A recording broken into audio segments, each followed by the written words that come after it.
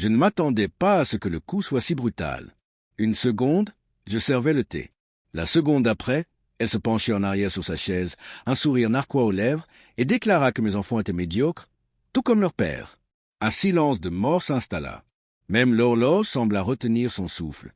Je sentis quelque chose en moi se transformer. Silencieux, aigu, chirurgical. Autrefois, c'était la personne en qui j'avais le plus confiance. Enfant, c'était elle qui me tressait les cheveux avant l'école, qui jurait que nous affronterions le monde ensemble. Pendant des années, j'ai cru qu'elle était sincère. J'ai financé l'avenir de ces enfants parce que je voulais que nous réussissions ensemble, pas que nous soyons en compétition. Je pensais que la générosité pourrait panser les plaies entre nous.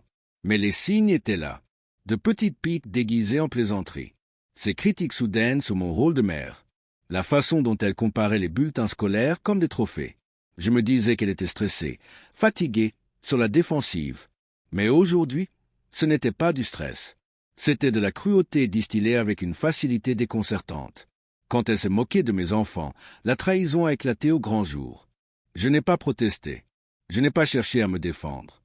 J'ai simplement posé ma tasse, les mains calmes, sans rien laisser paraître de la tempête qui grondait en moi. « J'apprécie votre honnêteté, » lui ai-je dit.